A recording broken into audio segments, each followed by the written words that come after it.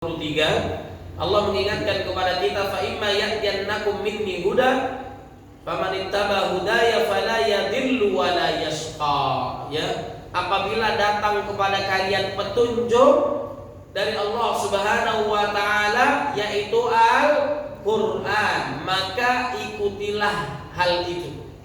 Maka ikutilah perintah Allah, maka jauhilah apa yang dilarang oleh Allah Subhanahu wa taala.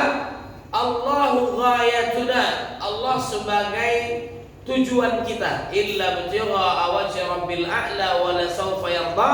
Kita melakukan amal karena ikhlas mengharap ridha Allah. Kalau cinta kepada Allah, sering berzikir kepada Allah. Ya ayyuhalladzina amanu dzkurullaha dzikran katsiran. Banyakin zikir ba'da subuh, ba'da asar. Tandanya kita cinta kepada Allah Subhanahu wa taala. Cinta kita kepada Nabi, perbanyak salawat kepada Nabi Muhammad sallallahu alaihi wasallam. Dalam surah Al-Ahzab ayat 56, innallaha wa malaikatahu yusholluna 'alan nabi ya ayyuhalladzina amanu shallu 'alaihi wa sallimu taslima. Yang ketiga, kalau kita cinta kepada Quran, maka kita baca Al-Quran. Bagaimana enggak dahsyat, luar biasa ujian orang beriman. Ya, sekarang di Swedia bahkan di tempat-tempat lain yang anti-Islam nggak suka dengan Quran, Al-Quran dibakar. Nauzubillah min dzalik. Dia nggak tahu yang menurunkan Al-Quran yang memiliki kerajaan langit dan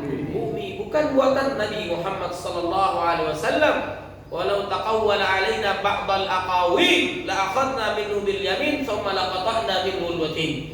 Kalau Nabi ngaku ini buatan dari Nabi Al-Quran, maka akan dicabut urat lehernya oleh Allah Subhanahu wa taala. Allah yang menurunkan, Allah yang jaga. Inna nahnu nazzalna dzikra wa inna lahu lahafizun. Jangan main-main dengan Al-Quran, karena kalamullah, mukjizat terbesar umat Nabi Muhammad sallallahu alaihi wasallam. Kalau Anda tidak paham Al-Quran, jangan merusak Al-Quran. Kalau Anda tidak mencintai Nabi, tidak mengenal Nabi, jangan menghina Nabi Muhammad sallallahu alaihi wasallam. Kenapa orang kafir nggak suka dengan Quran? Karena dia nggak tahu Al-Quran apa. Kenapa dia menghina Nabi? Karena dia nggak tahu siapa Nabi Muhammad sallallahu alaihi wasallam. Kalau dia tahu keistimewaan, kemuliaan baginda Nabi, kehebatan, kedahsyatan Al-Quran, dia akan takut kepada Allah Subhanahu wa taala. Maka jaminan Allah, kalau kita berpegang teguh kepada Quran, Allah ghayatuna, Allah tujuan kita, Ar-Rasul qudwatuna, Rasul teladan kita, Al-Quran dusturuna, Quran sebagai pedoman hidup kita, maka tidak akan sesat selama-lamanya. Siapa yang jamin? Allah Subhanahu wa ta'ala. Gak bakalan sesat, gak bakalan celaka selama kita berpegang teguh pada Al-Quran. Bahkan baginda Nabi Muhammad SAW mengingatkan pula kepada kita, ya laqad taraktu fikum amrayni lan tadillu abada ma tamassaktum bihima. Aku wasiatkan kepada kalian dua hal, manakala kalian memegangnya tidak akan sesat selama-lamanya. Yang pertama adalah Al-Quran, kitabullah. Yang kedua wa sunnata rasulih, sunnah hadis Nabi Muhammad sallallahu alaihi wasallam. Mudah-mudahan kita jadikan Al-Quran sebagai pedoman hidup kita. Amin. Amin ya rabbal alamin. Jamaah yang dimuliakan oleh Allah Subhanahu wa taala, petunjuk adalah Al-Quran. Hudan lil muttaqin, hudan lin nas.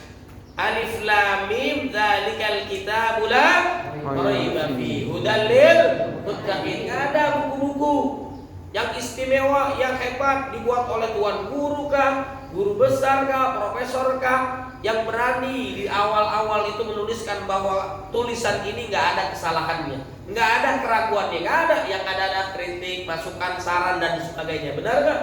Beda dengan Al-Quran, ayat-ayat awalnya dalam surah Al-Baqarah menantang. Siapa yang meragukan isi Al-Quran, gak ada cacatnya, adalah hanya kalamullah. Al-Quran dzalikal kitabul la raiba fihi, gak ada keraguan. Hudan lil muttaqin, petunjuk bagi orang yang bertakwa. Bertakwa adalah imtitsalu awamirillah wajtinabun nawahi, melakukan apa yang diperintahkan Allah, menjauhi apa yang dilarang oleh Allah Subhanahu wa taala. Siapakah orang-orang bertakwa itu? alladzina yu'minuna bil ghaibi wa yuqimuna as-salata wa mimma razaqnahum yunfiqun. Percaya kepada yang ghaib, hari kiamat, kehidupan surga, neraka. Kita tahu dari mana? Dari Al-Qur'an. Kita tahu dari mana? Dari hadis Nabi Muhammad sallallahu. Kita beriman kepada siapa? Kepada Allah yang selama ini kita enggak pernah melihatnya, tapi kita beriman kepada Allah Subhanahu wa taala. Karena imannya Allah ampuni dosanya, karena imannya Allah masukkannya ke dalam surga, karena imannya diterimanya amal, karena imannya dimasukkan ke dalam surga yang paling tinggi. Ulaika humul warithun alladzina yarithuna al-firdausa hum fiha khalidun. Berimanlah kepada yang gaib. Kemudian adalah apa? Mendirikan salat. Ayah bunda, kalau kita orang bertakwa, orang diberikan petunjuk al-huda, masjid kita, maka selain kita beriman kepada yang gaib, kemudian adalah apa? Mendirikan salat. Lau ya'lamun nas ma fi salatil fajri wa salatil isya la tauhuma walau kana habwan. Sekiranya manusia mengetahui kedahsyatan salat berjamaah di masjid, salat isya berjamaah di masjid, salat subuh berjamaah di masjid, dia akan mendatanginya walaupun dalam keadaan merangkak. Pahalanya luar biasa. Besok Masjid Al-Huda subuhnya sop yang ketiga dapat 100 juta. Mau nggak? Mau. Sop yang kedua 200 juta. Sop yang pertama 300 juta. Jadi imam 500 juta. Rame nggak besok? Amin. Rebutan jadi imam. Bener nggak? Bahkan ibu-ibunya, mak-maknya di semua, walaupun naik motor sennya kiri beloknya kanan, ya. Kadang-kadang nggak ngesen tapi belok. Kadang-kadang matiin di garasi. Dia mau jadi imam. Karena berapa? Ganjarannya 500. Belakangan masalah wudu nggak wudu, bener nggak? Yang penting nyampe ke posisi imam. Masya Allah. Padahal nggak ada apa-apanya itu 500 juta. Baru qobliyahnya, baru sholat fajarnya lebih baik daripada dunia dan isinya. Masya Allah. Ajarkan bunda anak-anaknya, suaminya datang ke masjid. Kalau suami, bapak, anak-anak yang laki sering di rumah, itu namanya laki-laki solehah, laki-laki kawi, laki-laki bencong, ya. Kalau sering sholatnya di rumah, laki-laki sholatnya di masjid. Kalau mau di rumah boleh dipakaikan jilbab. Mau ada pakai jilbab? Nah, benar-benar ya. Ibu-ibu boleh ke masjid. Ya, sahabiat dulu ke masjid. Ya, kalaupun nggak ke masjid, di rumah nggak ada masalah. Secara kodrat berbeda, derajatnya sama di sisi Allah. Suami melarang ke masjid ibu-ibunya, istrinya berarti suaminya Fir'aun. Alhamdulillah men. Silahkan datang ke masjid boleh, nggak ada larangan. Yang laki-laki dianjurkan sholat berjamaah di masjid. Kalau sholatnya bagus, maka amal solehnya semuanya bagus. Nggak bakal dia melakukan perbuatan keji dan munkar. Inna sholata tanha 'anil fahsya wal munkar. Insya Allah. Jangan tinggalin sholat. Sholat itu kalau kita tinggalin dosanya lebih dahsyat daripada zina, lebih dahsyat daripada mabok. Nauzubillah min. Maka jangan tinggalkan, transaksinya di langit.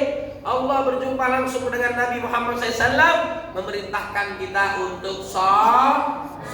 Kalau ada masalah datang kepada Allah melalui sholat. Susah jodoh rezeki bunda, ini namanya apa nih? Jari, one duit ya. Ini namanya jari ya. Duit bukan segala-galanya. Segala-galanya duit. Duit tidak dibawa mati. Zaman sekarang nggak punya duit seperti orang mati. Namanya jodoh nggak kemana-mana nggak dapat jodoh. Saat suaminya ditanya oleh istrinya, Mas, kita nggak kemana-mana bang. Ya, kan kita jodoh. Kalau jodoh nggak kemana. Alias suaminya nggak punya duit. Nggak apa-apa suaminya hitam, yang penting punya duit. Nggak apa-apa suaminya jelek, yang penting punya. Nggak apa-apa suaminya pergi, yang penting sebelum pergi dia bawa. Pentingan suami atau duit? Mudah-mudahan suaminya panjang umur. Mudah aminin. Banyak rezekinya, bahagia dunia akhirat, bisa nikah lagi. Ya. Juga bukan yang aminin. Bapak girang banget ya. Ya bercanda bunda. Nanti saya akan diundang lagi ya. Mudah-mudahan rezeki banyak barokah. Amin ya robbal alamin. Jadi harus jaga sholat. Nih bocah apa ya nih? Siapa yang suruh nih sholat nih? Kamu siapa yang suruh sholat? Mau sendiri? Masya Allah. Takbir. Allahu Akbar. Kalau orang tua ke masjid itu wajar karena sudah bau Tanah. surga, ya.